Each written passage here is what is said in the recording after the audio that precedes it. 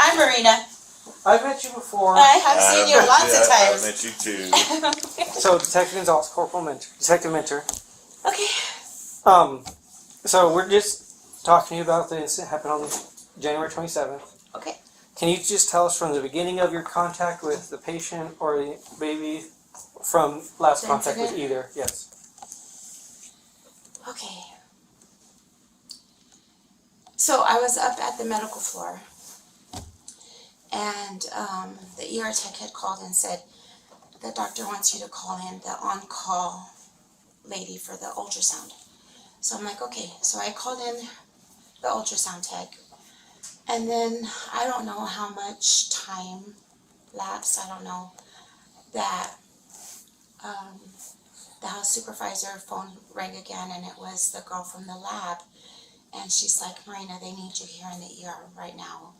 And I was like, okay, what's going on? Because I had noticed the ER board on the computer. There was like maybe 2 or 3 patients in the ER, I'm not sure. And she's like, well, and I'm like, it's okay. I could just tell by her voice something was wrong. So we hang up, and I take off to the ER. And as I'm coming in through the radiology department into the ER, I meet up with Lori and HT, who was the charge nurse that night. And HT says, okay, look, this is what's happened. This girl came in with abdominal pain, and once we put her in a room, she said she needed to go to the bathroom. We let her go to the bathroom, and she was there for a good while. They had several attempts to knock on the door and ask her, hey, are you okay? Do you need any help? And she said no. She was okay. And so I guess they felt like she was in there for too long, so they were like, hey, you need to come out. They went to get the little key that could open the door. And, excuse me. So I guess when they opened the door, they saw that she was cleaning. She was trying to clean blood. They said it was a horrible, gory, bloody mess in that bathroom. See that? I did not see that. So then they walked her back, I guess, to her room, which was ER room 2.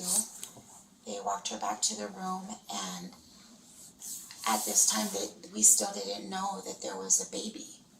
So they said that they went back into the ER room 2, and I guess they reported to the doctor saying, hey, here's all this blood, like something's going on.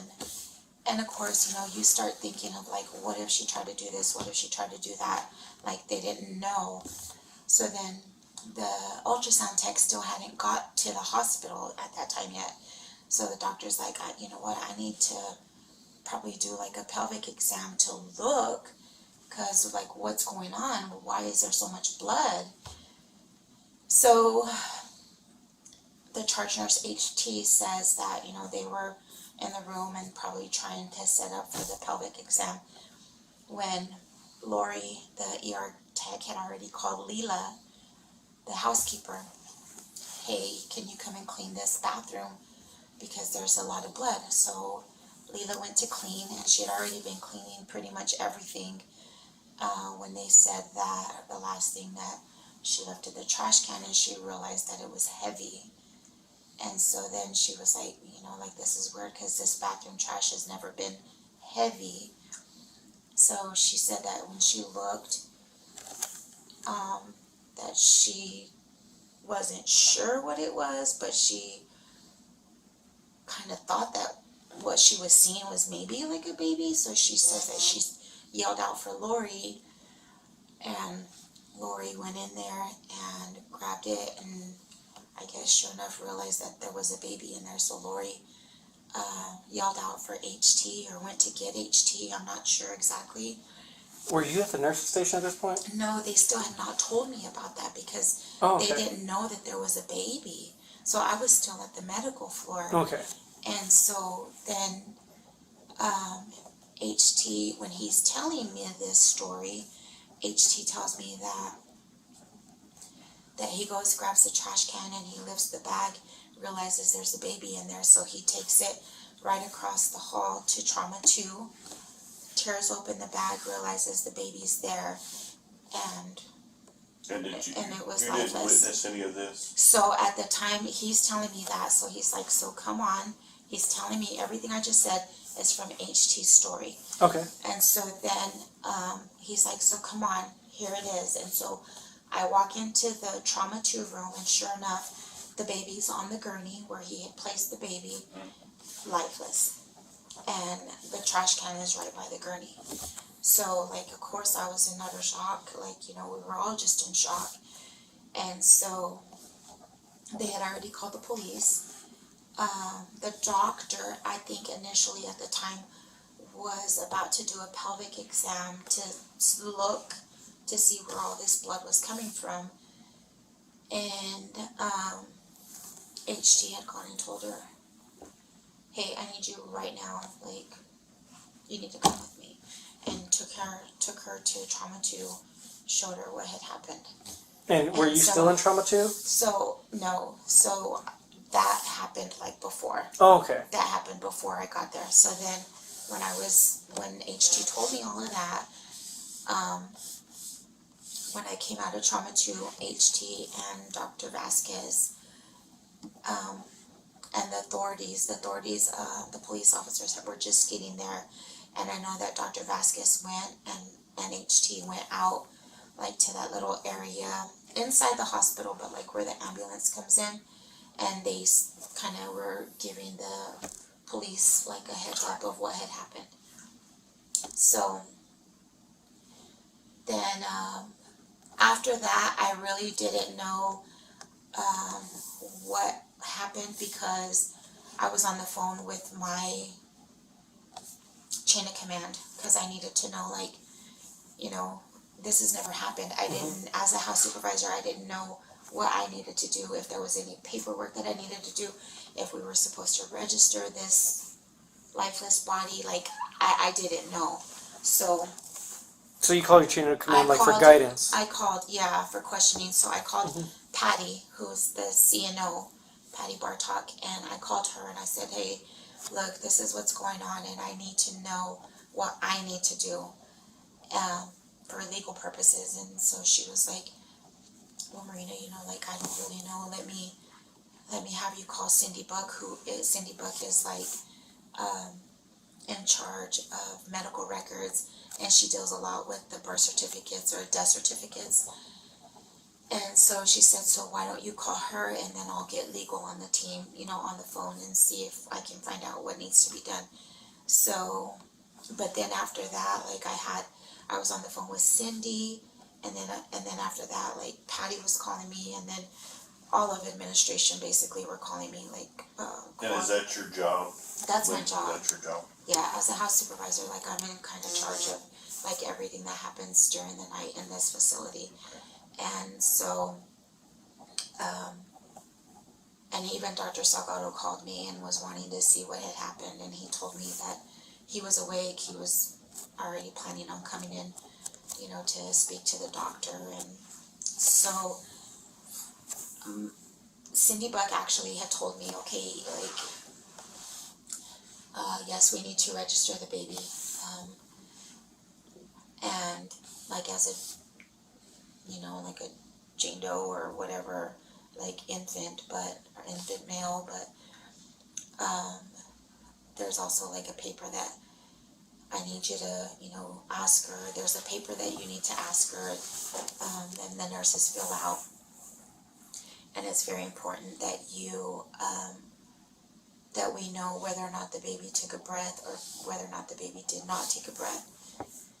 And I said, okay, well, so at that time I said, because every nurse by that time had been telling me that this patient had been kind of changing up little bits and pieces of her story while she was in the presence of her mom, I guess.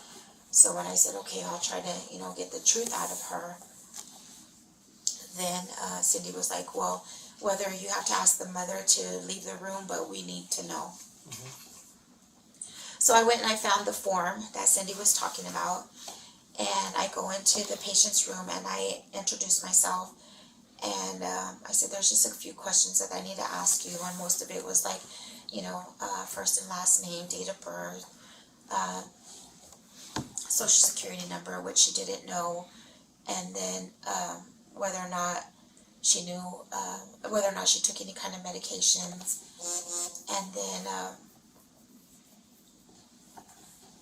so I said, so, right now it's very important that you're very honest and truthful with me. I said, and it was just she and I in the room, and Mom wasn't there? Mom was not there. Okay. And I said, did your baby take at least one breath when it first happened? Or did it take at least one breath, or was it not breathing? And then she kind of looked at me in the face and the eyes, and she was like, well, can I tell you? And I said, tell me what? And she said, so I've been having this bad abdominal pain, she said, and we came here to the ER, and when they brought me back here to this room, I felt like I needed to go poop. She said, and I asked if I could go to the bathroom. She said, and so when they said, yeah, that I could go to the bathroom, she said, when I sat on the toilet, she said it just all fell out. And she said, but when I had it in my arms, it wasn't breathing, it wasn't moving. And so, of course, you want to be very, very judgmental at that time, and you have to bite your tongue sometimes, but my first reaction was like, I wanted to say, hey, well, then why wouldn't you call us for help? But I didn't. She said, so he wasn't moving, he wasn't breathing, so I just placed him in there. Was that the last contact And you had with her? So then I asked, so do you have, was it a steady boyfriend? She said yes. And then I said, did he know that you were pregnant? And she was like, no. I said, did you know that you were pregnant? And she said, no. And then I said, so do you want to include him? Because there was a section for like the birth certificate. And I said, so do you want to put his name down as the father? And she said, for what? And I said, this is all new to me too, so this would probably be for the birth certificate as well as a death certificate. And she said no, that she didn't want to put him down. And I said, okay. So I think she had to sign it, and she signed it, and then that was it. That was the only contact that I had with her. And then, of course, they were transferring her to Roswell to be seen by an actual OBGYN doctor.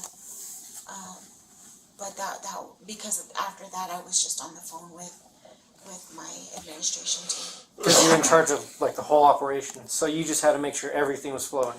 Yeah. Okay. Yeah.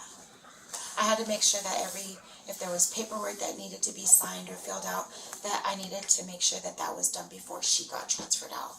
Okay, so you just handled her paperwork before she got transferred out. So you said, how long have you've been here a while? Yeah, I've been here at this hospital for 23 years. Oh. Yeah.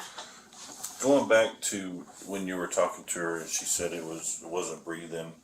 Yeah. And did she say I just placed it in the trash? Or She just said I didn't know what to do. She said I didn't know what to do, so I mean, and I don't even really, to be completely honest, I don't know if that was her wording, that she placed it in there. I don't know. I don't remember her wording. But I just know that she said it just all came out and she had it in her hands and that she didn't know what to do. She didn't know what to do at the time. And so